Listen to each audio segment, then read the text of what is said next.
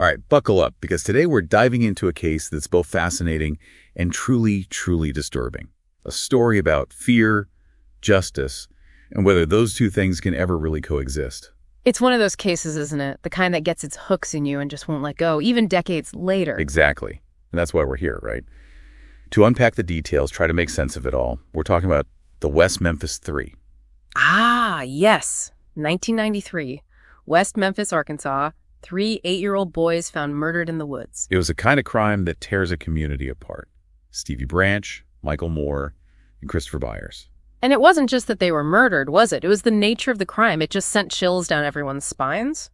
Brutally murdered, mutilated. It was like something out of a horror movie. And in some ways, that's what kicked off this whole other layer to the story, the social context. The satanic panic was huge in the late 80s and early 90s. Oh, absolutely. People were seeing signs of satanic cults everywhere. Heavy metal music, Dungeons and Dragons, you name it. Anything a little bit different, a little bit outside the norm was suddenly suspect. And so when the police arrested Damian Eccles, Jason Baldwin, and Jesse Miskelly, 3 teenagers who, let's face it, stood out in that town well, it seemed almost inevitable. They became the perfect scapegoats. Into heavy metal, check. Dressed in black, check. A little different, check, check, check. And the media didn't exactly help. No, not at all. They latched onto that narrative. Headlines practically wrote themselves. Suddenly, these teenagers were the embodiment of evil, and everyone was convinced they were guilty. But here's the thing. There was no physical evidence. None. No DNA linking them to the crime scene, no fingerprints, nothing. And that's where this whole case takes a turn. Because if there's no hard evidence, what do you have to go on? Circumstantial evidence.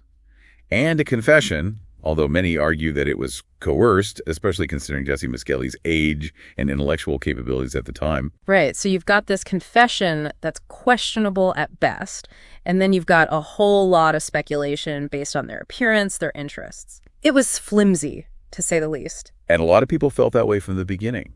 But it wasn't until Paradise Lost came out that things really started to shift. That documentary, for anyone who hasn't seen it, was incredibly powerful. It raised serious doubts about the investigation, the trial, the whole thing. It was almost like the world was finally ready to listen, to question the narrative that had been spun, Yeah. And then, of course, came the DNA evidence. Which blew the case wide open, because not only did it fail to connect the West Memphis 3 to the crime scene, but it also pointed to the possibility of another suspect altogether. But here's the other thing about this case that I always find so frustrating. Even with the DNA evidence, their release in 2011 wasn't straightforward. They were offered an Alford plea. Which is a whole other can of worms. It's basically a legal loophole where a defendant can maintain their innocence while acknowledging that the prosecution might have enough evidence to convict them. So they were able to go free, but without being fully exonerated. Talk about an unsatisfying ending. It really makes you wonder, doesn't it, about the choices people make when they feel pressured, when they feel like they need to find an answer, any answer, to calm the public's fears. Because in the end, we still don't know for sure who killed those boys.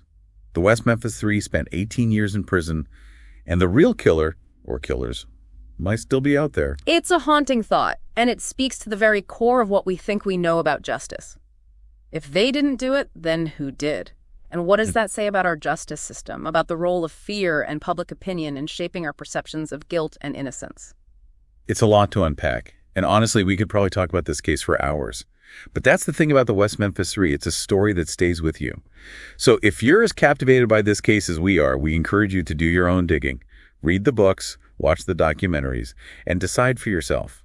What does justice really mean when the truth itself remains so elusive?